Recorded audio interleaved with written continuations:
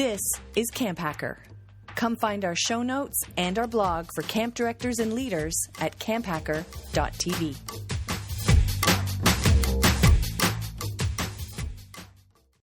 Your mission is campers. Whereabouts' mission is making their experience coordinated and connected. Whereabouts is the only camper management system that keeps parents, admin, and staff in sync in real time, so every camper's day runs with confidence, clarity, and care. Check them out today at whereaboutsapp.io. What if one meaningful insight or great question could shift how you lead camp this summer? Welcome to Intentionally Intentional Leaders, a Go Camp Pro podcast, brought to you by the Resilience Blueprint Diagnostic, a free tool to help you reclaim time, reignite your purpose, and build your resilience. You can take it at camp.mba/Travis. Each episode of this podcast, our guest or I roll a 20-sided die to spark reflection through three lenses: memories, insights, and beliefs. My name is Travis Allison. I help camp directors reclaim their staff time, build leadership and business resilience, and reignite their purpose at camp. Today's guest is Jolly Corley, who's the director at Camp Robindel. Jolly, welcome to the show. Thank you for having me. That's an exciting title of a podcast too, so I'm excited about this. Well, credit where credit's due. That is a Camp Code phrase from Beth and Gabs, of course. That's cool. Of course. Yeah. Right on. So what we're going to do is go through these three sections, and I'll roll. And for people watching on YouTube, you can see me roll. I may forget to come back to focus on Jolly, but you'll be able to see her face and the die. And then we'll go through, ask questions in these three different sections.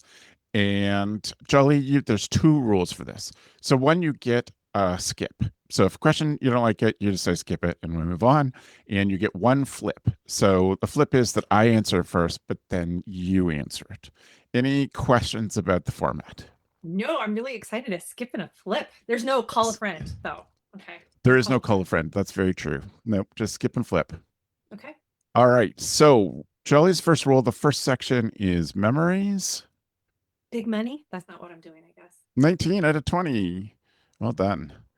Okay, so for our first question, what's a moment when a stranger made you feel loved? Ooh, this is a cool question. When is a moment a stranger made me feel loved? Okay, I actually just had this. I was actually just talking to you a little bit about this. Yeah. So I was recently in Puerto Rico. And the driver who was helping me get to point A to B, super friendly, amazing, just started this conversation with me. First about, I know everybody's going to laugh, about Bad Bunny, making sure I knew who Bad Bunny was. Luckily, I have two teenagers, so I knew who Bad Bunny was. Yeah. But the way that he spoke with me and the way he shared his love of where he's from and the people that surround him, and he shared it with me in such an open, authentic, the good, the bad, everything that he loved about where he lived and who the people were. I just felt like he brought me into it. Instead of me being other, he was inviting me in. It wasn't like, oh, well, let me tell you about Bad Bunny and how great we are and they are. I mean, Bad Bunny is like the most, most famous entertainer in the world. But the way that he did it and the way he had that conversation with me was inviting me into it rather than us and him and me. Like, is that the right grammar? I don't even know if that's correct grammar, but I felt really excited. Like he literally stopped the car and said, "You have to take your picture here because this is where Bad Bunny." And he took the picture I wouldn't have known to stop there, right? Yeah. And so he was like, "You want to take your picture?" He was like telling me what I wanted to love too. And by doing that, I felt very loved. I felt very welcomed. I mean, all he had to do was take me from point A to point B, but he made me feel like part of this whole community that he was bringing me from point A to B. So that just happened. And very camp directory, he included your kids in the experience. Like your kids really want you to have a picture taken. Oh, can I tell you another little thing? Is that I actually ended up, he gave me a card so I could call him again, like, because I had just, like, hey, can you take me hailed a ride? And he said, here's my number. You could call me. Because I had said, I'm only here for a minute. I'm like doing this meeting really quickly. And he said, you can call me and I can come pick you up. And when I called him back, he brought me two Bad Bunny souvenirs for my kids. Like, how sweet is that? That is very sweet. He was like, That is these are great. really, I only have a few of these, but I really thought maybe your kids would like them. And I was like, are you sure? He's like, absolutely. And they were just little, but it was just, yeah, I felt very loved. That's great. That's brilliant. Okay, very good start. I love this. I'm excited for more. Okay, next question. Number 9. So, question number 9 is, what particular place at your camp taught you the most about risk and responsibility? The place at camp, risk and responsibility. I would think in the cabin, Yeah. like when you're living. So my very first summer at 18 years old, and this is carried through. Oh no, Yeah. it didn't only happen at 18, but it was like Yeah. the first time at 18 when I had 9-year-olds. There were 14 of them. There were 4 counselors, and you just think, like, when I thought about going to camp. Well, first of all, I'm always really honest. When I first thought about going to camp, it was the Parent Trap, and Yeah. then once I got there and I realized, oh, like, we're kind of responsible for a lot of things, and Yeah. I think at Yep. 18, I know at 18, I was very confident, thought I could do anything. Like, anytime someone talks about Generation Now, like, oh, they want these titles. I could have run the camp at 18. That's in my opinion. Yeah. Whether or not I really could, but in my opinion, right? Once I got there, and you are responsible. And when I say you, I was responsible for all of these girls, waking up, getting their meals, their friendships, their emotional, physical. It was way different for a whole summer, way Yeah. different Yeah. than when I would babysit for someone's 2 kids, 3 kids, maybe. They'd come Yeah. home after I put them to bed. I would spend 3 hours just playing with them. Yeah. The risk and responsibility of, like, and it's carried through. It's like one of the things that I talked to my staff about is that you could go get an internship at that law or in finance, and losing someone's, like, case in law, losing all their money, that's bad, right? Yeah. That's not Yeah. great.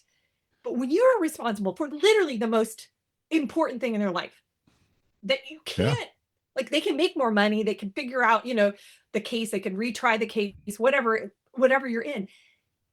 That child has to be the same. Our hope is even better when we return them, emotionally, physically, mentally. And that responsibility, and the fact that camps everywhere put that Yeah. responsibility on our 18, 19, and 20-year-olds, I'm just like, that's it, right? Yeah. I think a lot of people think of waterfront and ropes courses, and that is high risk. But I Of think course. in those areas, we have such clear, Yep. like, Safety structures. then it's when you're at the waterfront, this is exactly what we do. And you have all these tools, that inflatable, everything. We have all the tools, the ropes, we have the harnesses, we have all the tools. In the cabin, we have these 18 to 20 plus year old kids, and we're relying on their experience and our training, that is heard in different. It's not, it's not Yep. so specific, because when one child is crying or upset, we can't just say, oh, here's how we do it, right? It's Yeah. that child Yep. has a different way. And so there's just so much nuance. And for me, that in the cabin, and I think, if you're at a day camp or anywhere, it's in that space where the kids are building community, is that space. Yeah. Yeah. I agree. Okay. Next question. 20. Who was an adult that didn't talk down to you as a kid? And how did that make you feel? Yeah, that would be my mom. My mom did Okay. not talk down to any of us. She very much had honest conversations with us. Without even hesitation, my mom growing up, was always, I think, probably developmental. I didn't know it at the time. When you're Yeah. 7 years old, Yeah. you're not Yeah. like, oh, my mom's being developmentally appropriate in what she's sharing right now. But she never sugarcoated things. I think what it did, because she was honest and she never talked down to us, Yeah. is that it made me feel capable. And I was Yes. a really shy kid. I Oh, know yeah. that's hard to believe now. Like, my mom called me a shrinking violet. Like, that's how, Yeah. so I was not as effusive and chatty as I am now, Travis, as that might be Yeah. hard to believe. But it's interesting. And I think it's one of the things we struggle with as a society and parenting now, is that because she didn't talk down to me, and because she was truthful to the point that it needed to be, for Yeah. a 7-year-old versus a 15-year-old. I mean, by the time I was 15, she was very honest, right? She would Yeah. be very forthcoming, probably even 14, 15, with what what was happening in our family, what might be happening financially, like what we could afford or not afford, Yep. what she expected of us. And that was starting very, really young. And I think because she did that, I saw myself as capable, right? I saw Yes. myself as able to handle that. Like my mom wouldn't have told me or said something to me if she didn't think I couldn't handle that information, or told me to do, if she asked me, did I love everything she didn't talk down to me, like, did I love everything she talked to me about or asked me? No, right? Yeah. I was a really good eye roller as a teenager and a door slammer, really good at that. But she just never talked down. I feel like even my own kids, like when I see her interact with them, Yeah. she like I mean, now they're older, but when they were little, Yeah. she was having conversations with them rather than, oh, let me do that for you, or that talking down. Because I don't think we think of that Yeah. as talking down. I think we think of it once we get older and people are talking down to us. I don't know that we think about the fact that we can talk down 2, 3, 4, 5, 6-year-olds without Mm. even thinking about it, Yep. because we're using that kind of like, it's different than a baby. A baby, I feel like you can make all Totally. sorts of fun noises, but once they're Yeah. able to communicate, and it doesn't Yeah. mean Speaking I make, sentences. yes, I think once we do that, and once children can do that, then yeah, having those, she just never did. I really, thank you for that question, because I don't think I would have thought about that with my mom, Yeah. but that was for sure. She came to mind right away. That's wonderful. How do you get that sort of thing across to your staff? I try not to talk down to them. I try Yeah. to, we actually, Yeah. I do a lot of storytelling. I know that's hard to believe too, Travis, as you know me. I do a lot of storytelling. So I try to show stories and have them also reflect. So we do storytelling where I might share stories about examples of people who have spoken down either to me or Yeah. Yeah. of counselors, and like the outcome of that, like what's happened. And it's not even necessarily talking down. We just talk about communicating in different ways. But the other thing I think is super important is reflecting, which is what you're doing here. You're asking Mhm. them to reflect, and you're asking me to reflect. And it's just such a great practice that's one of the ways that we ask them to do it. Like, thinking about what it is they wanted when they were 10. Like, Yep. and we do it. I mean, I think if you just ask them, what did you want when you were 10? It's like, but Mhm. specific, like, do you remember for your birthday, right? What kind of party did you have? Did you want to have? Did you not get to have? What did you want to be when you grew up? Like at that age, like, right. To get yourself into that and to talk the same thing, like, who was it in your life that really you loved being around as an adult, and who made you kind of like, oh, I have to go to, whatever, Yeah. aunts, so-and-so's, and why? Like, why Yep. was it? And I think a lot of times, that it might be like, she pinched my cheeks and she didn't, or she ignored me completely, or he, whatever. Yeah. But that reflection piece, that's really what we do a lot with staff, is a lot of reflection so they can get themselves back into that mind. I'm always surprised at how adults forget pretty easily what it's like. And I think that's just a practice of reflection. And when we can reflect and remember what it was like to be 18 as a staff member, we can actually help them to be better staff because we remember it. If we remember what it's like to be 10 or 11 or 5, or if we can just, and it's not like remembering every detail, but I think we can remember feeling. I think I don't remember who said it. Someone will tell you in the comments. But that Yeah. idea, you may not remember what I did for you, but you'll remember how I made you Remember how I feel. made you Was feel. that Mayo? Mhm. Angela? Was that her? I don't know. Somebody will tell you Yeah. in the But comments who it yes. was. But Yeah. that, Yeah. I Yeah. think when we ask people to reflect, not on the specifics, but how it made you feel. So we can try to say, what did I want to be? The other one we'll ask sometimes is like, how would your grandmother or someone who really cared a lot about you, describe you when you were 10? So not even like, Hmm. what did I think of myself as 10, but how Yeah. would Yeah. someone else, like a teacher or someone else, describe? And that's always a fun question Totally. for our staff to consider when they're thinking about how to kind of get themselves into that, not talking Yeah. down, to really helping kids know they're capable. And camp's the Right. perfect place for them Yep. to feel capable. Yeah. Well, and I was just going to say that it's interesting because the feeling capable, making kids feel capable or young adults feel capable is not something how we often describe this job, but it's so much a part of the heart of this job. Is you are capable of staying away from your parents overnight. You're capable of, climbing this thing and getting away from your phone. Exactly. Yeah. Yeah. But I don't think we use that word enough with our staff to remind them that that's the effect that they have on. We use that word fragility, that we've moved to creating this very fragile generation without intending to. Like, no one's like, oh, let's make a really fragile generation that doesn't think they're capable and it needs us. It's not, it's out of the goodness of our heart of like, oh, I don't want my kid to feel that way. I don't want them to have to go through that. And I think often when I talk to parents, I just say to them, I think we've forgotten that childhood is actually the process of becoming an adult. There's no magic moment that all of a sudden you turn 18 or 21 and 25 and you become an adult, and all those things you know how to deal with, unless we allow children to do that. And then young adults as our staff to have those hard moments, but to be there with them, right? To be there and gather tools to help them and say, hey, here's a couple tools that maybe could work in this situation. And so it's not just like watching them as they're flailing, but it's, you know, circling back, you know, to the idea that the waterfront has all those tools. It's saying we do have tools. They're just different when we're working with each other in this capacity, because they don't all work the same way as like an inner tube works. We know an inner tube floats, but it can help someone. But these other things, we might need to try different tools to see what's going to help. This Go Camp Pro podcast is brought to you by Whereabouts, a new product from our friends at Camptivities. Ever had that heart-stopping moment when a camper accidentally goes home on the bus, but their guardian was supposed to pick them up? Or when you can't confirm everyone's arrived at camp until noon, even though the morning meeting ended hours ago?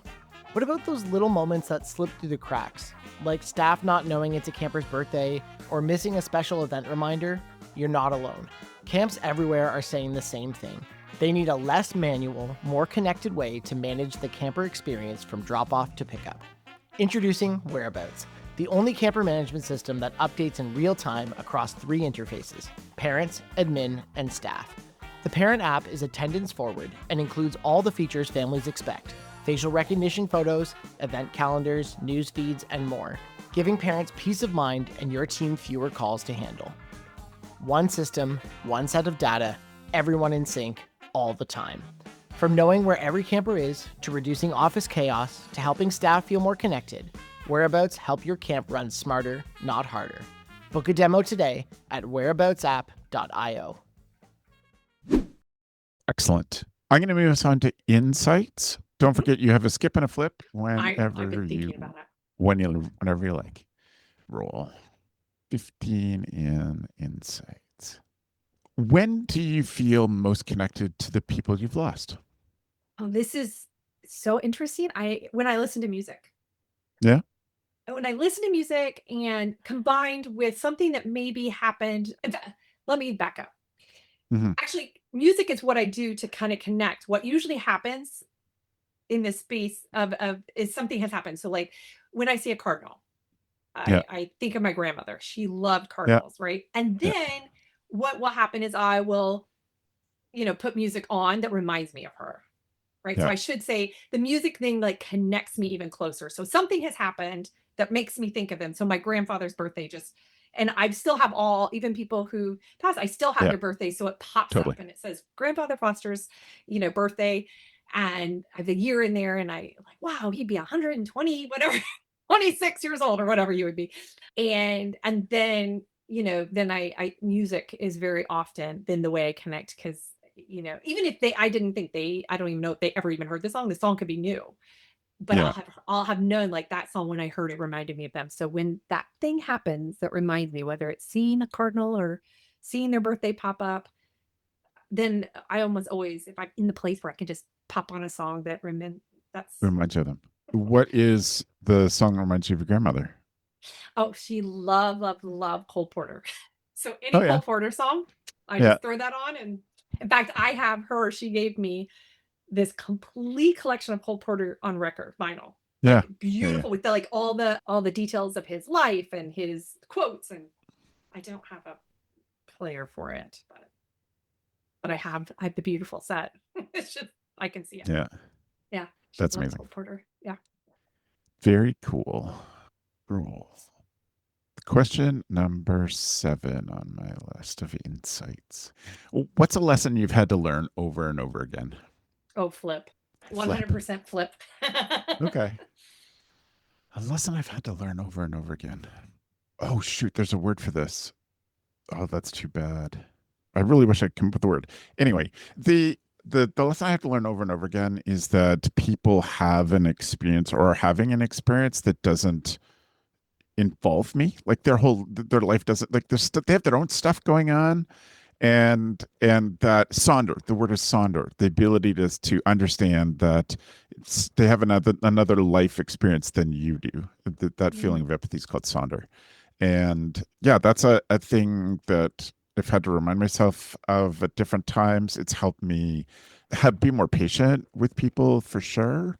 And even just trying out a different, if their actions can mean a few things, like trying out some of the other things. So we used to have a next door neighbor, and I mean, I grew up in a village, so I'm just used to neighbors and, talking to everybody and seeing everybody on the way down the street. And this guy lived right next door. Like their fence was backed onto our driveway, and I would say hi or whatever, and he'd just be walking around, and he'd never ever make an effort and barely ever respond. Like sometimes it'd become a game to me to get him to respond, like not let him get away. But I just, my gut instinct and all that was like, he's just so stuck up. And then I thought, what if he's shy? And what if there's this guy who just moved in next door who's super gregarious and is in his space? He's in his backyard doing something quiet on his back deck, and then the neighbors like coming over like, "Hey man, how's it going?"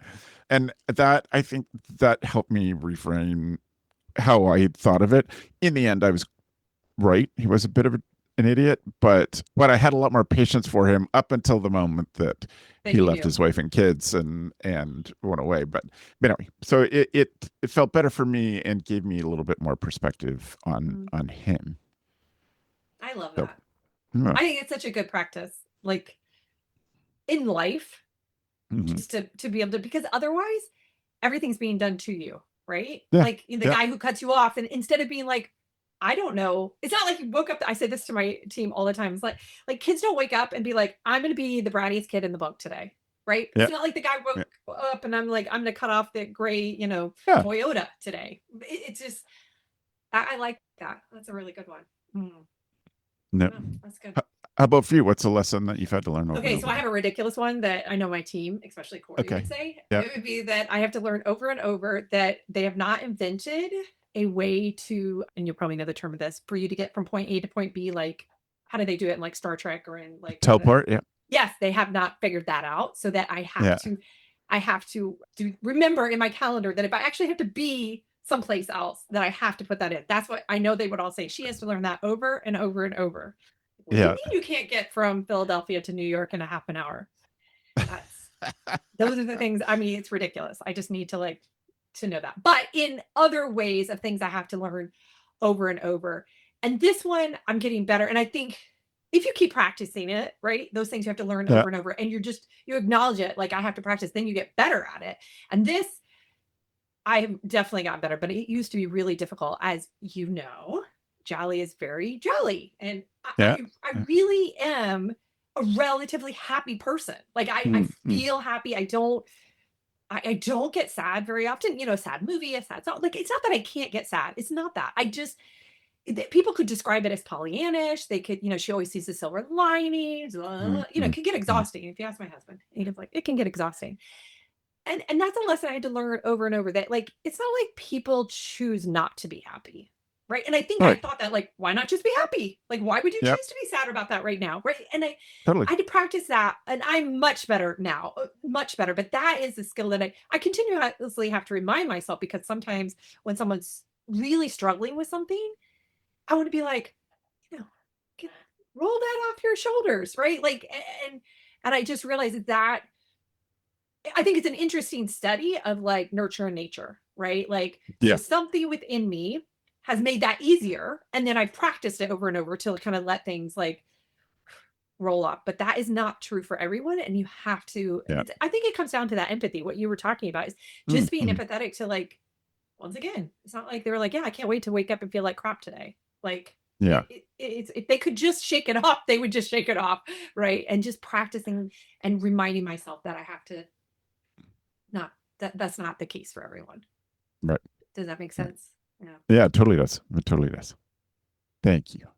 Roll for the third insight question. 16. where I'm looking at the camp. I'm trying to find the number. Apologies.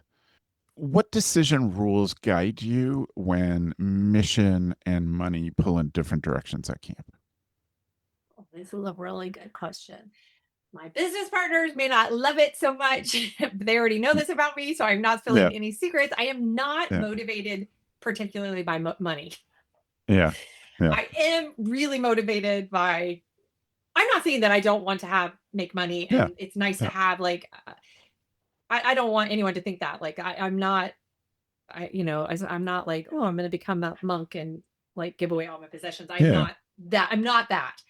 But when I have something that's between those two, it's not, the mission for me is the most important, because I just feel like when you do that, and this may be naive, and we'll see if I have to come back on your show and say, so I made a decision that was Yeah. all about mission and it totally just financially ruined us. I have had to make some really difficult decisions that were both emotionally difficult, right? But when I looked at the mission and really like focused on that, there was a clear answer, but it still was not, but it wasn't really about the money part would not have been, I'm not like, this is not a secret amongst those who work with me at camp, where they might be like, we sometimes wish she would be a little bit more focused on money every once in a while.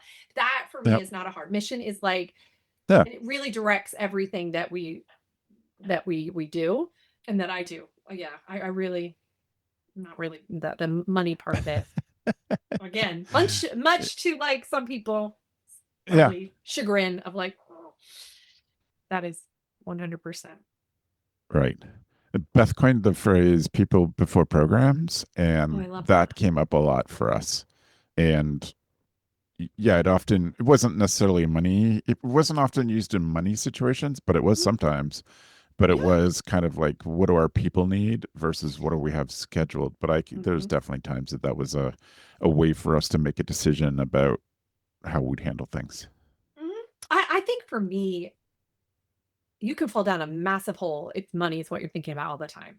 And the weight of that becomes exhausting, right? That just, I think it can become really exhausting, because I would imagine there's a lot of times when the money thing is going to go up against the mission, right? Like if you know, and how we put that into action.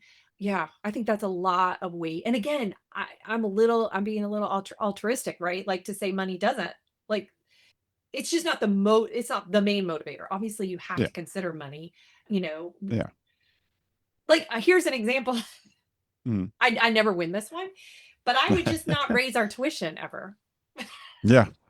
I mean, that's not really mission and whatever, but for me, I'm like, gosh, it's, do we have to keep raising it with and people are like, inflation? That's not really mission, but that's how like I think about it. Like, gosh, people are paying a lot. Like, let's like maybe we give them a break. That's not necessarily in our mission, like give people a break about tuition, right? But being empathetic and thoughtful, that's part of our mission, and fostering, this community. Again, no place in there is like fostering, this community without raising for inflation. Like, so, but that's how.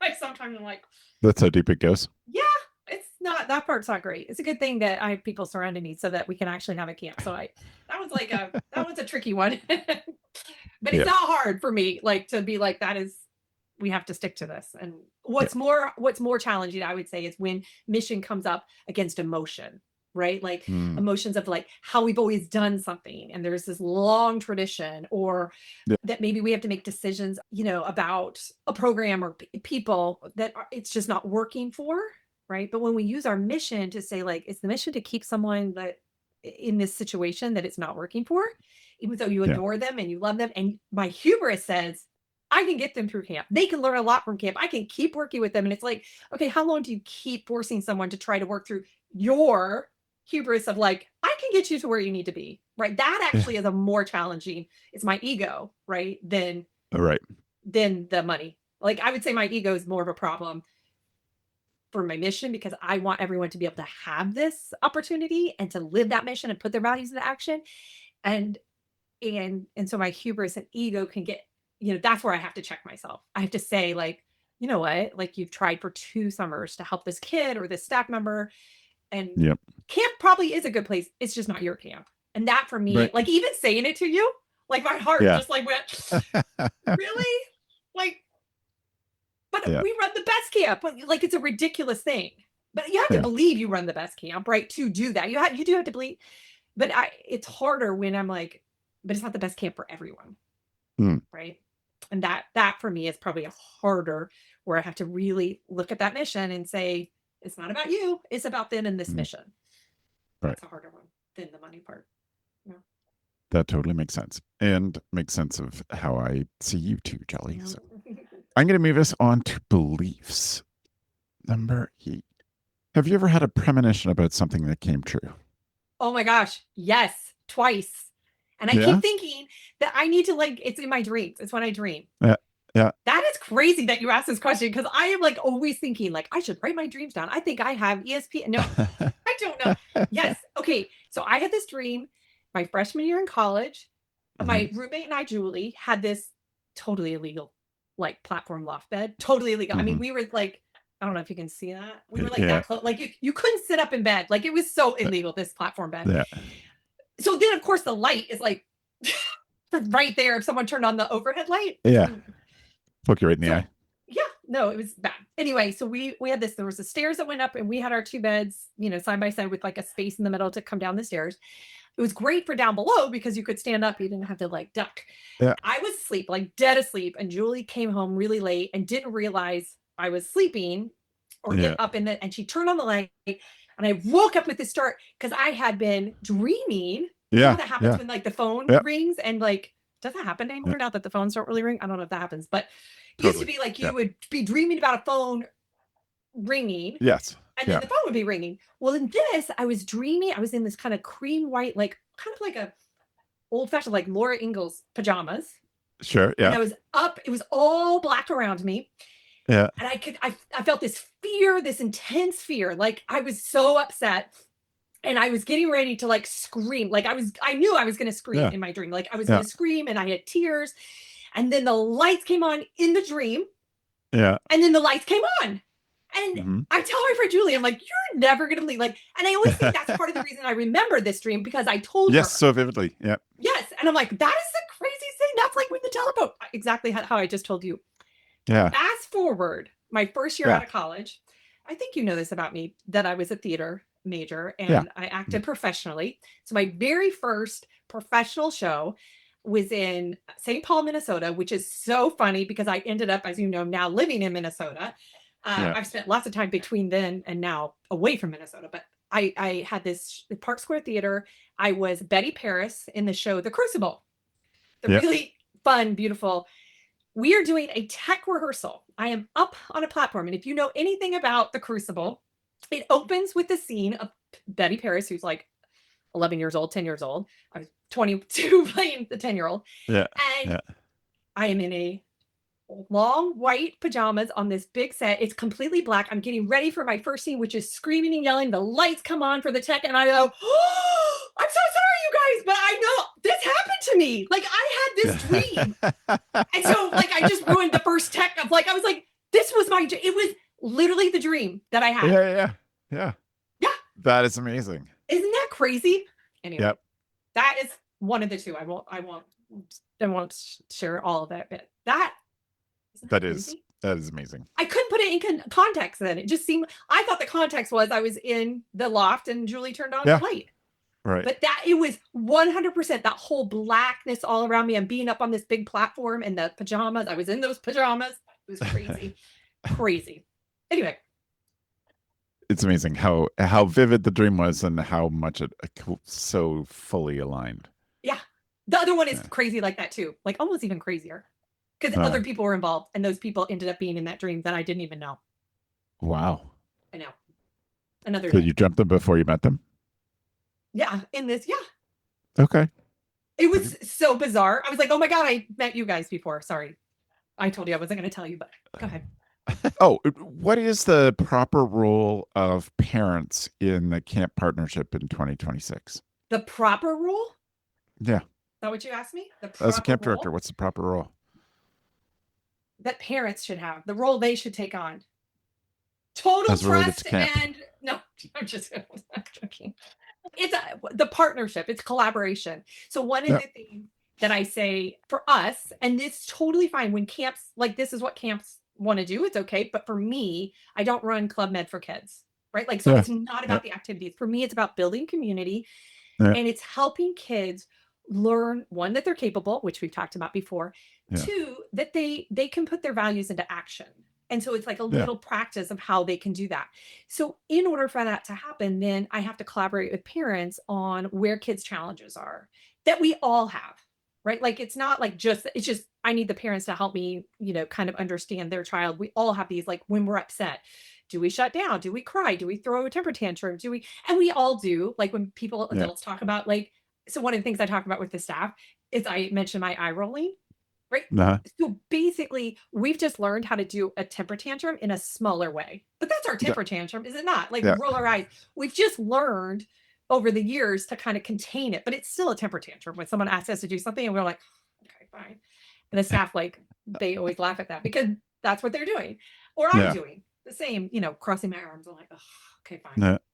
So it's that understanding and partnering and saying, it's okay for us to partner and to be honest with me, when we're first talking, when they're first considering Robindel, I really, first of all, I always listen to what they want from camp. And if that connects, and then I talk about what we do. I need them to know, like, they're going to sit and cry if they didn't get the red popsicle. I'm not going to find if there are no red popsicles left in camp, I'm not going out to buy more red popsicles, right? I get it at home. Sometimes that just feels like the right thing to do. For me, it's sitting in something that is that easy. That's like when parents say they want resilience.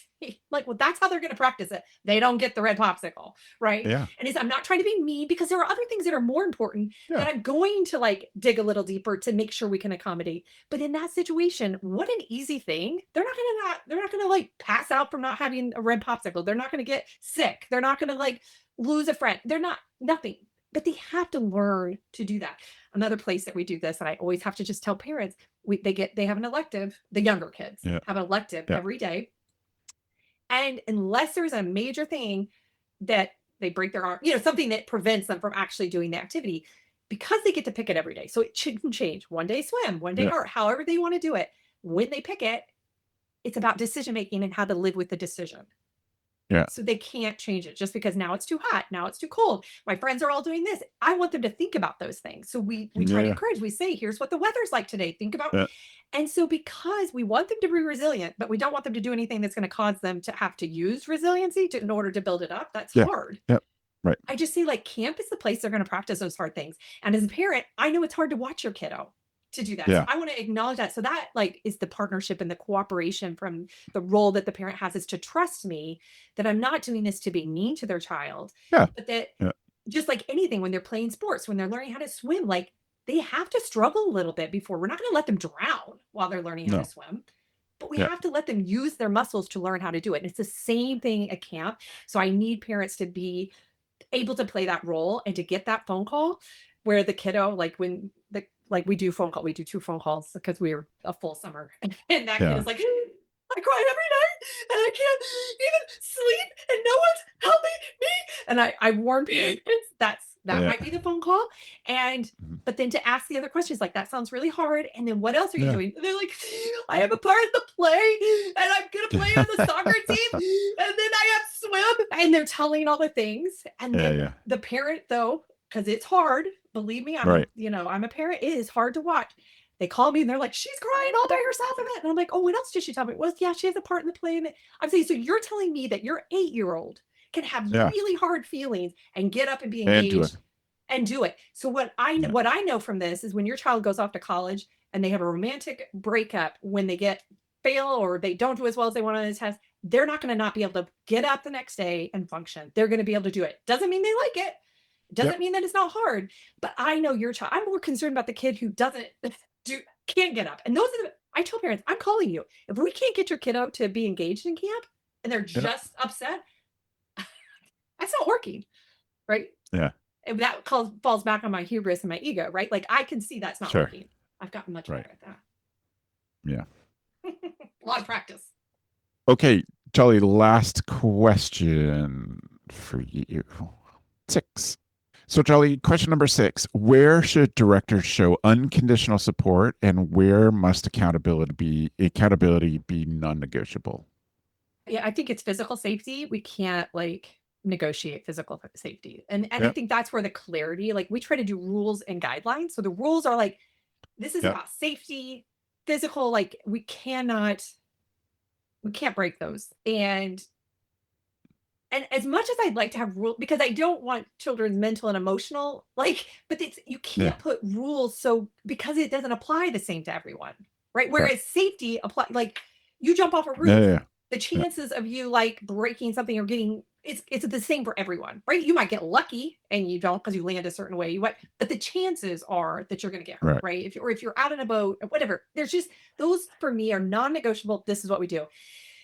I wish, I wish we had non-negotiables for the emotional and mental piece of it, because Sure. I think that's what makes the emotional and mental piece of just living Yeah. so challenging. Because Of course. you grow up in a house where parents are treating we say that in quotations everyone the same. We know that's not true. I know that's not Right. true in my own house with 2 kids. The first kid was my guinea pig, right? Like Yeah. I'd never been a parent before. I'm like, okay, well, we're trying it this way, we're trying it that way. The second kid, okay, so we know a little bit more, but now that personality comes. Plus, they have an older sibling who's now also a parent to them, even though Yeah. you tell them Yeah. not to be. They're doing that, right? So they're Mhm. not getting raised the same way. And I don't think we need to look that we should be, you know, treating everyone exactly the same way. I think we have to like get to know that's the great thing about camp is like connect and Yeah. living. Let's just be honest Yep. about life. Is that if we can connect with people and we can say, and that's that empathy, instead of saying like, oh, I'm upset and so you're upset, so I would give you a hug because that's what I want when I'm upset. Whereas instead of just saying, hey, I see you're upset, like, is there something I can do? What would you like? That like practice, that's a practice that's hard for us to do because we just kind of go to the rule of do unto Yeah. others as we would have them do unto us, which is a Yeah. lovely thought. It just, Right. it doesn't work because it may not work for the other person. So that's where again, I'd love to just have rules. I would love it. I think life would be so much easier if we were just like, when we're upset, all of us, we react this way to this. And so that's Yeah. how we do it. It would make life a lot easier. I think it would make life boring, but it'd be simpler because you Sure. wouldn't constantly be guessing, like, how am I supposed to? But I don't think Yeah. we have to guess. I think Right. that's the magic is being able to use one of the things that you talked about, which is that practice over and over of like that person didn't wake up to do this to me when Right. they argue with me or the kid doesn't want to do something or this my coworker refuses to get out of bed. I think when they do it over Yeah. and over, we think that's it. And we're not looking at what's getting in the way of them being the person maybe they want to be, right? Nobody wants to be the jerk or the not so nice Yeah. person. It's just Mhm. something gets in their way of Mhm. doing that. And so that's the part where I think we're constantly having to flow and negotiate and figure out how we live together and we have a community together and work together. That's the cool thing about camp, whether it's day camp or overnight camp. It's like Yeah. we're doing everything together, right? We're Yeah. doing Yeah. it's like a pretty cool staff and kids. We're living together, we're working together, we're playing together, we're doing all of it. Yeah. So it's a pretty cool place to practice how to be really amazing people. Yeah. I agree. That's a great place to put a wrap on this. Jolly, thank you. This is wonderful. Oh, I had so I'm much so fun. I grateful didn't get for to you use sharing. my skip. Ah, Maybe you have to have worse questions. I'll have to ask harder questions of the next person. Oh, okay, there you go. Thanks so much, Travis. This was a lot of fun. And I really just appreciate this reflection. I don't know that I Yeah. would have taken this time today to reflect on these. So thank you. I appreciate that. You're welcome. I have one question for you before you go, but before I do that, I want to say thank you to folks watching this on YouTube or listening to intentional leaders from Go Camp Pro. If you'd like to explore how to lead with more clarity and capacity, you can check out that resilience blueprint diagnostic. It's at camp.mba/Travis. And if you're looking for more great camp podcasts, may we suggest the Camp Code podcast, the podcast that gave us our name as a show, where Beth and Gabrielle and sometimes Ruby talk just about how to run staff training at your camps. Before we go, Jolly, who is one intentional camp leader that you admire, or someone that you think that we should invite to do this next? Oh my gosh, that's so good. There's so many people really intentional. Have you talked with Nick Shepard from Skylamore? He's very No. intentional. He's Yeah? really cool. Yeah. Right on. That's He's great. really- That's a great idea. Thank you. Yeah. Yep, we're just this first season, so we're just getting into it and finding our feet. So it's always nice to hear, and I appreciate your insight. So I had a feeling you'd have a good one. I had a few. Like, I was like, oh, who do Sure. I pick? But yeah, Nick's pretty good. Thanks for being here, Jolly. You're very welcome. This was fun. And everybody else, thank you for listening. Stay resilient, stay intentional.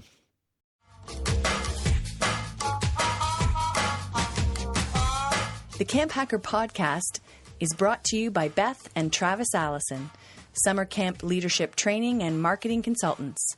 Thanks for listening. Camp Hacker, bringing your world into focus.